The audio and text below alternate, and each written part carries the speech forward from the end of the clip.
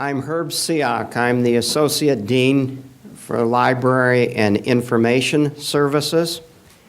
Welcome to our program this afternoon. Reflections on Faith in the Law with Dean Cynthia Nance. It's my pleasure to introduce Dean Kenneth W. Starr. Dean Starr is the Duane and Kelly Roberts Dean and Professor of Law here at Pepperdine. It's fitting that Dean Starr, a man of faith and the law, should introduce our distinguished speaker. So please join with me in welcoming Dean Starr.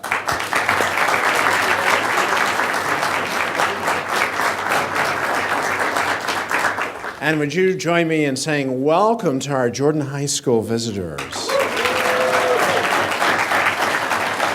We're really glad that you're here. Well, I knew of her, but I came to know Dean Nance through dean circles.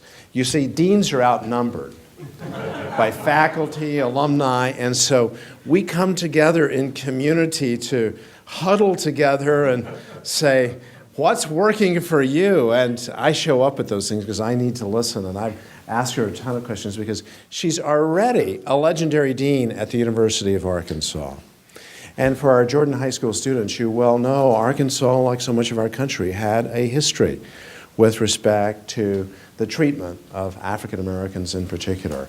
And so the power and the symbolism of this beautiful woman of faith rising to be the dean at the University of Arkansas Law School, when, during my lifetime, a governor of Arkansas stood in the door to prevent little school children from attending a school because of the color of their skin. So the power, the moral power of Dean Nance's service, and she is, and I know this because I have Arkansas ties, she is beloved by the people of Arkansas. She came from the faculty, and has done just a wonderful job in building community and inspiring everyone, bench and bar, but also beyond, the citizenry of the people of Arkansas. And now she's sought after, not surprisingly, around the world. And she'll soon be leaving to go to the Ukraine, where she's going to bring her message of inspiration to a number of law schools in the Ukraine, part of the former Soviet Union. What I'd like to do, before I turn the podium over, is to read, and I told Dean Nance I was going to do this, Cynthia.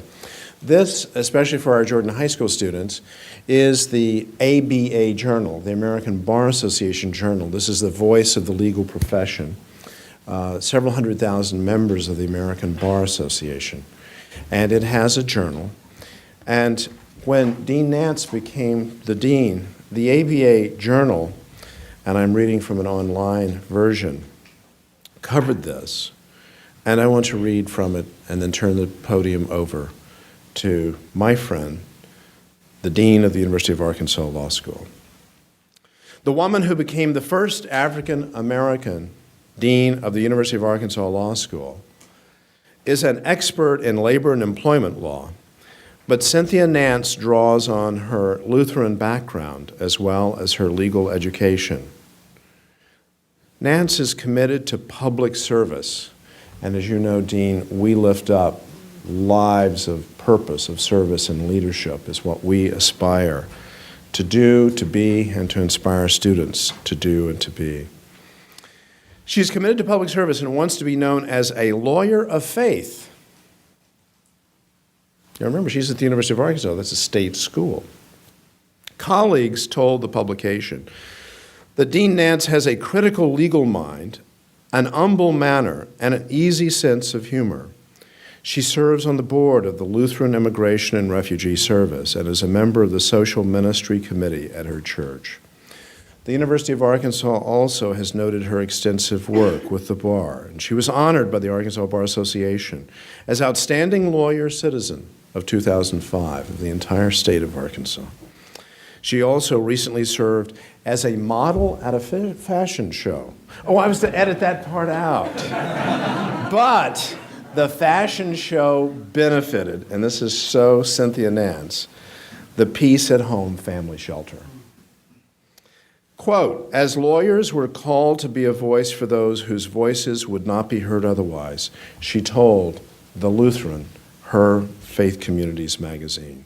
Quote, "I hope that I've been able to blend my legal knowledge with what I believe I'm called to do as a person of faith."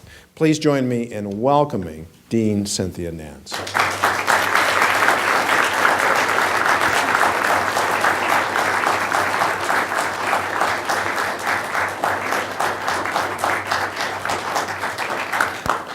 I'm a hugger. Can't get away without hugging me. That was a very gracious introduction and one that I think gives you a sense of how I come to you today. Good afternoon, and thank you I couldn't decide whether I needed glasses or not, so let me hang on to them, and if you just see me slide them on, it means I'm getting tired. Thank you for the distinctive honor and privilege of being here with you today to celebrate Black History Month. I have very much looked forward to my visit, and the members of your law school community have gone to extraordinary lengths to welcome me with gracious hospitality and warmth, especially my dinner companions and those who joined me for lunch today.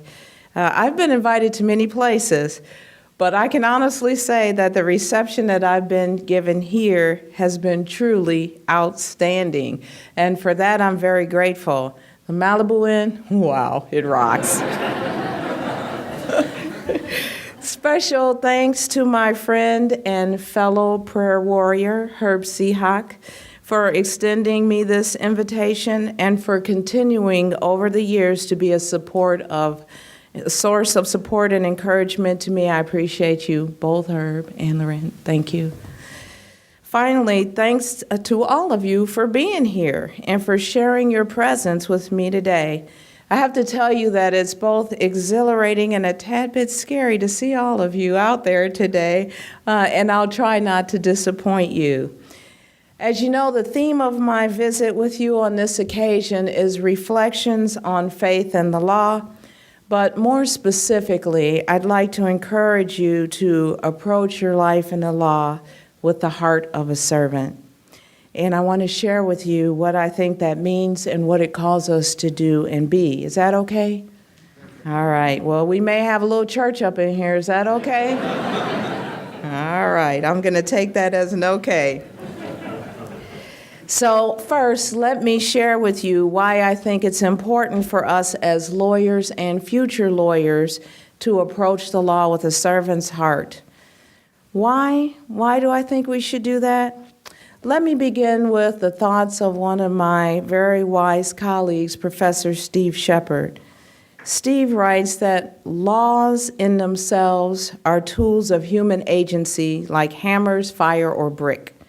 Inasmuch as tools may be used for constructive or destructive ends without regards to purpose, so may laws. Nothing, no constitution, Bill of Rights, or system of the rule of law can ensure that laws will not be directed toward unconstructive ends if a sufficient collection of legal officials acquiesce in that direction.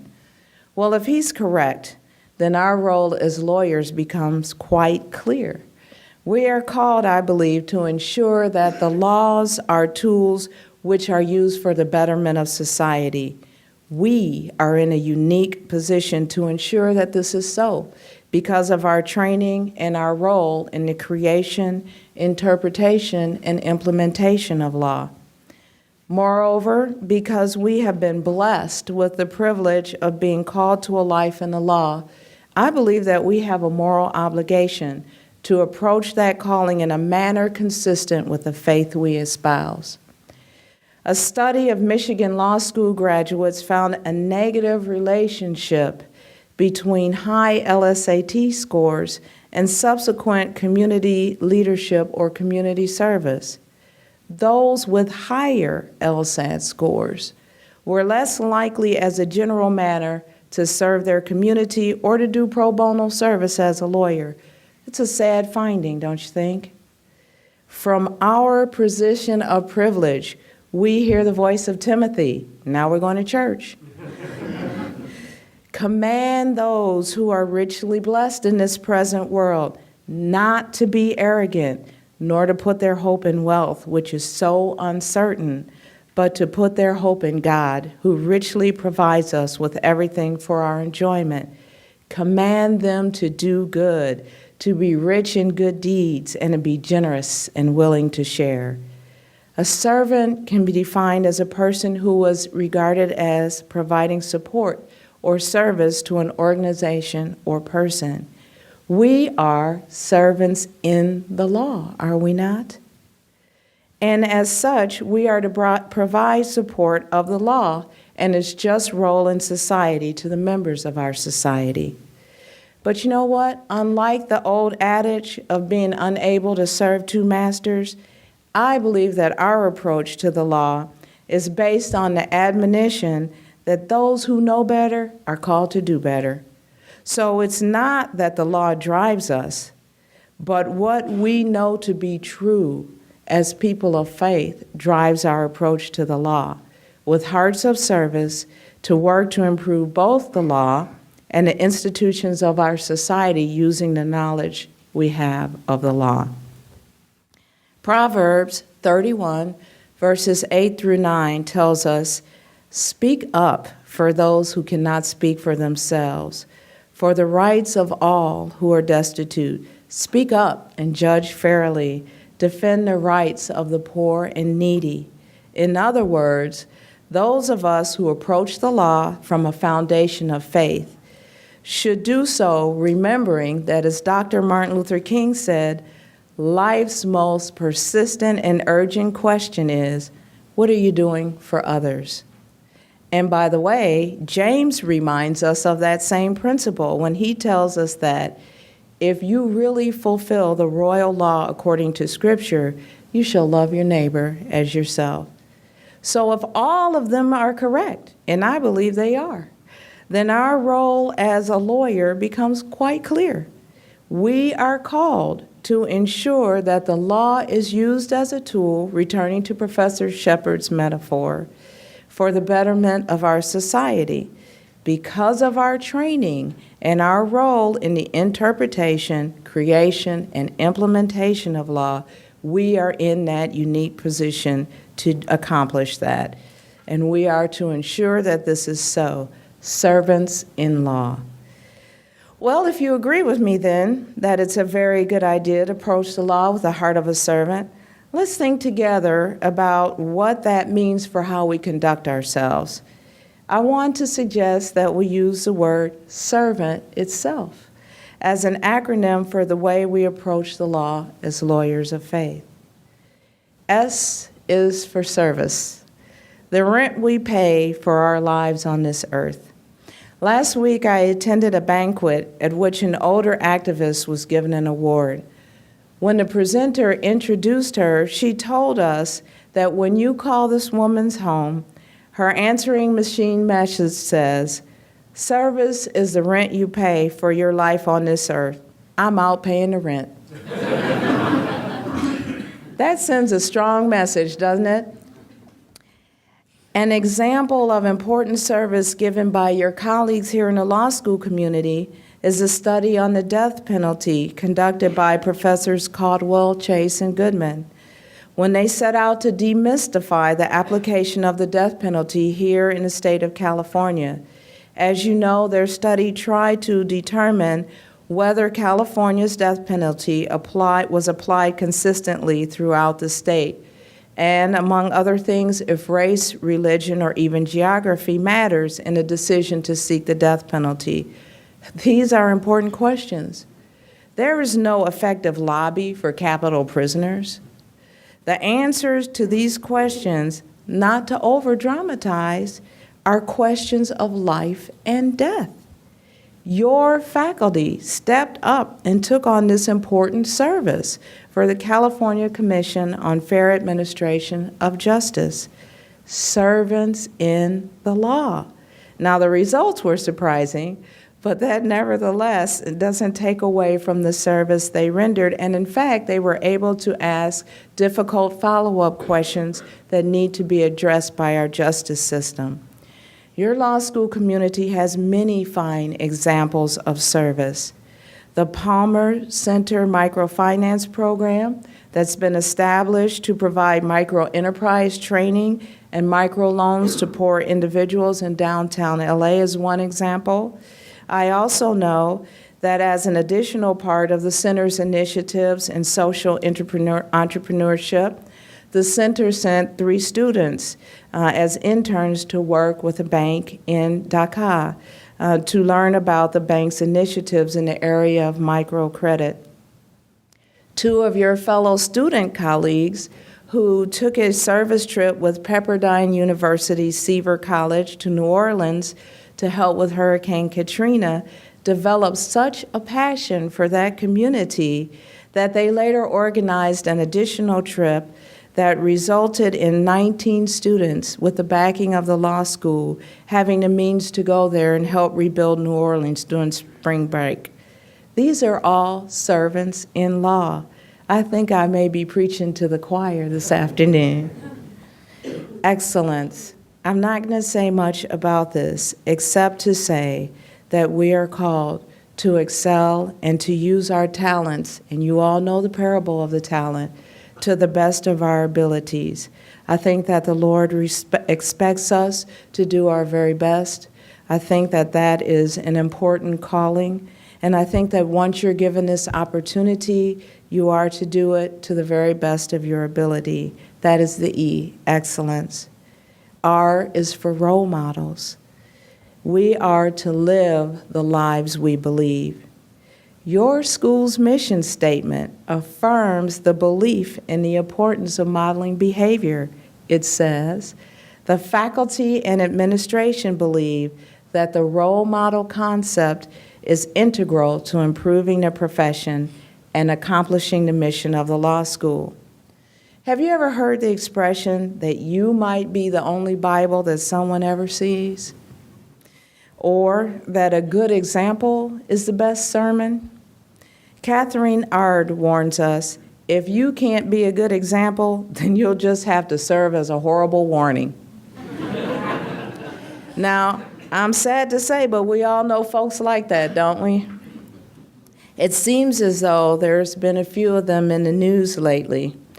At some point or the other, most of us have been privy to conversations about the hypocrisy of Christians, or more broadly, people of faith, and how we talk a lot of platitudes, but then we go out and engage in all this awful, wrongful behavior.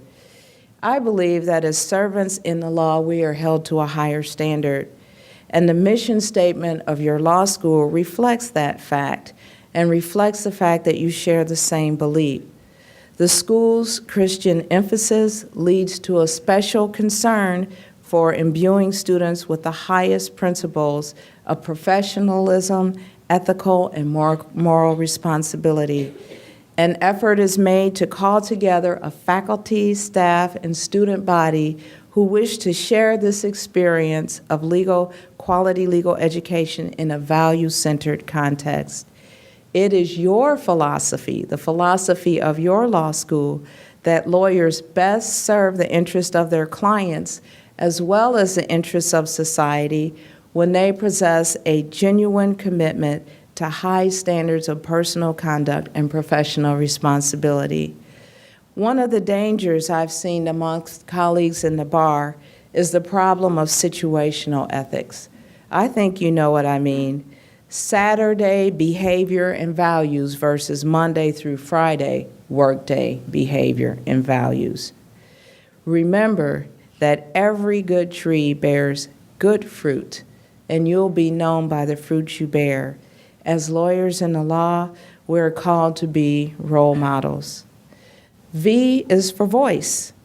The next 2 ideas are related, but slightly different: voice and advocacy. By voice, I mean speaking on behalf of those whose voices are left out of the policy-making conversations. Proverbs 31, verses 8 through 9 tells us to speak up for those who cannot speak for themselves, for the rights of all who are destitute. Speak up and judge fairly. Defend the rights of the poor and needy. Voice and advocacy go hand in hand. I think of them as speak and do.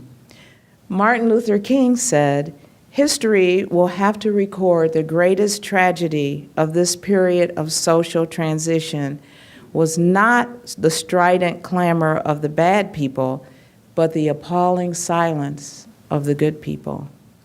Now, this can be tricky sometimes, and it can be little things as opposed to marching and giving interviews and speeches and the like. Let me give you a small example of what I mean. Have you ever been in a conversation in which one of the participants uses a term or refers to some group in an appallingly unenlightened manner? It's so easy to stand there and let the remark go by. It's certainly less of a hassle, and it doesn't cause discomfort to you or anyone in the group. In one of my alumni visits last fall, I met a lawyer in Little Rock who shared a story with me about this very thing. He said that his son's football team was playing a team with a number of black players. The parents around him in the stands were making all types of disparaging remarks about the young men on the field. He talked about his own internal debate and struggle as he listened to the comments, and then he decided that his own discomfort was not as important to him as the principle that what was being said was wrong. He said he also felt that he needed to set an example for the young people in the stands of what was right. As he related that story that day, I could see that that experience had had a powerful impact on him.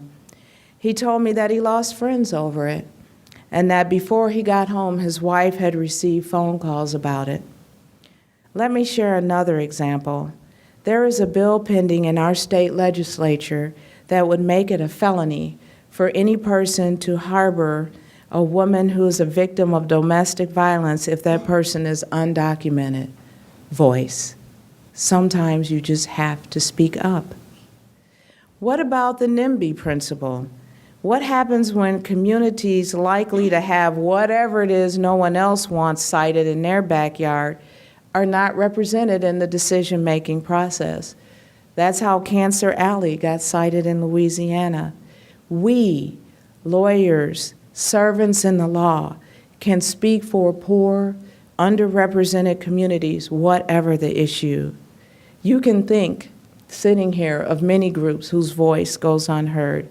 We are that voice for the voiceless. A is for advocacy. I think that as servants, we are called to be advocates for what is right.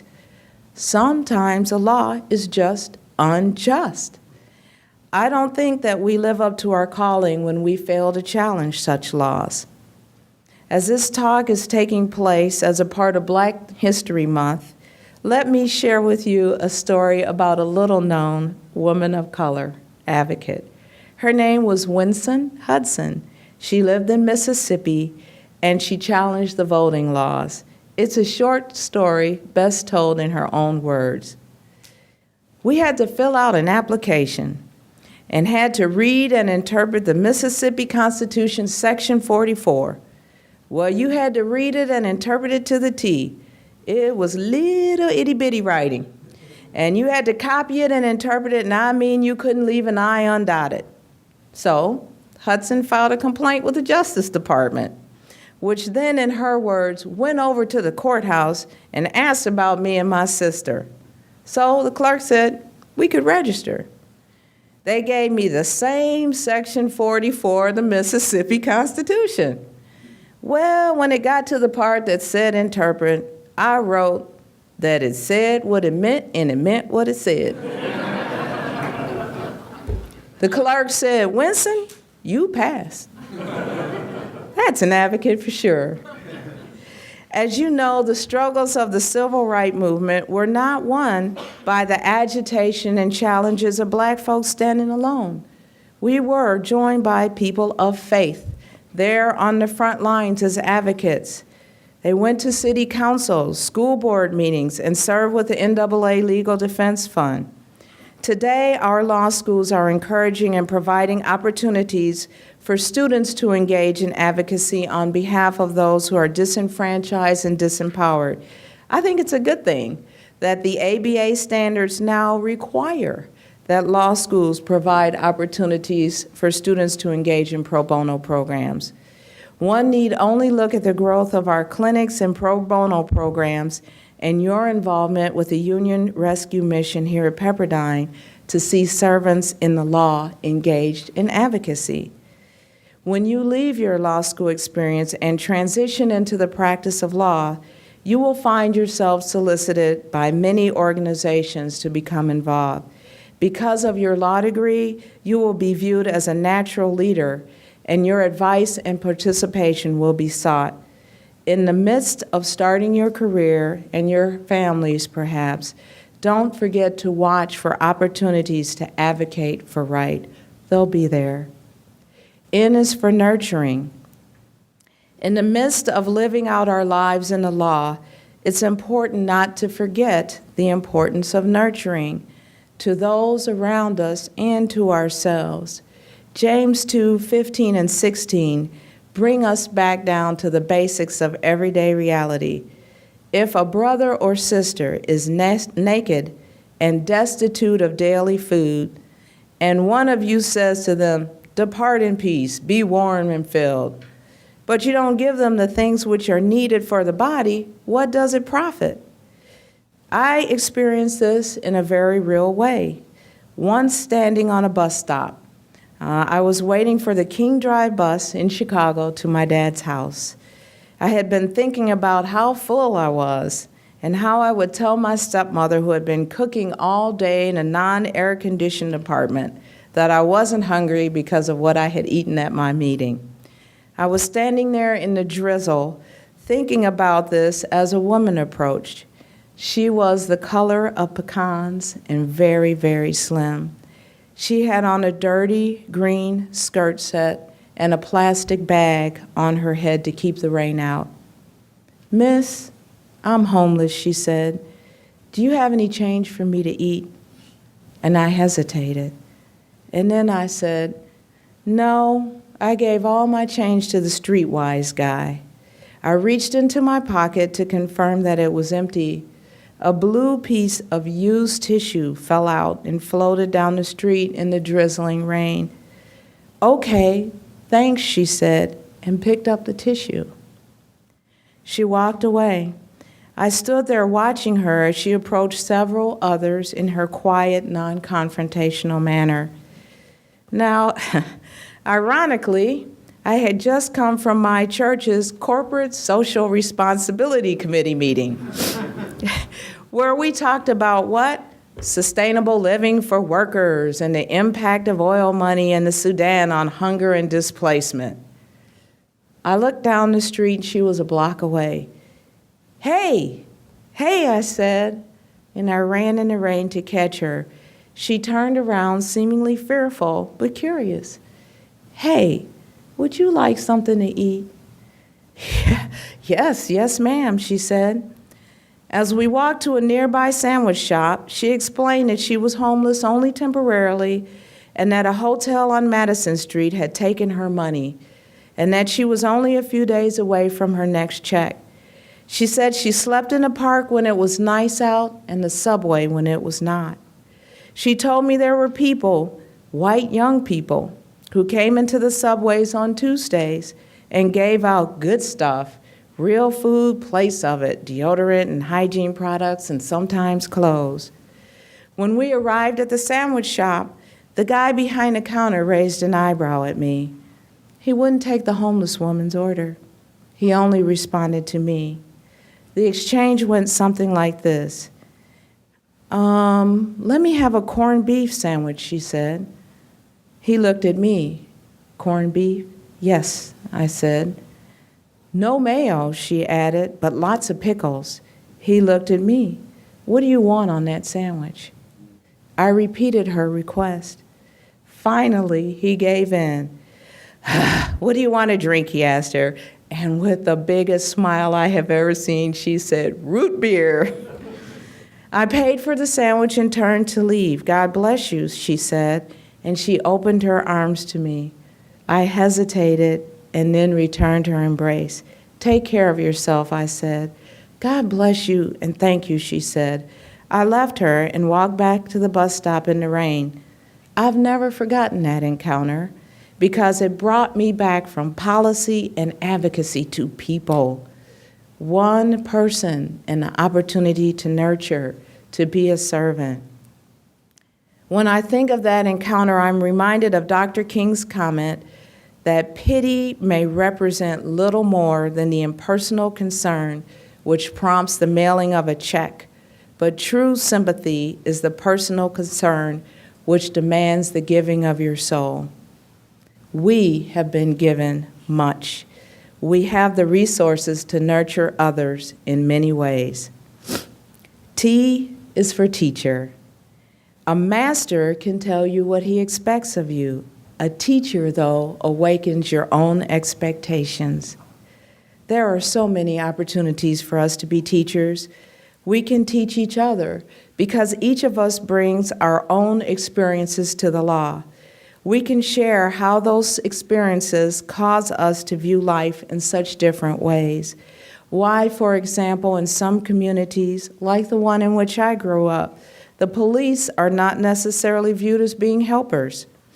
There are social graces, and I have a story about that. My first bar meeting, I was standing next to a colleague, and someone came over and said, "Did you all get some crudité?" And I looked at him, and I said, "I don't think I saw that." And he turned to me and said, "Oh, that's a vegetable platter." I said, "Oh, yeah, okay." Sometimes it's how things really work in the real world. Who you know, how to approach a legislature, how things really get made in terms of ordinances. We can teach those with whom we share our community about the law, about how to construct agreements and statutes, how to resolve disputes outside of the judicial process. We can teach young people that they can be, you all can be, what I am. There's no great mystery to being a lawyer. We can teach them what it takes and how to do it. One of my goals is to inspire people to be all that they can be and hopefully be a good example and teach some useful, interesting principles. Perhaps I can be the key that turns on the engine in their life, and then they can take their car where they want. That's Mark Hansen. Thank you for letting me share my thoughts with you this afternoon on faith in the law. I hope I've inspired you to approach the law with the heart of a servant. Thank you.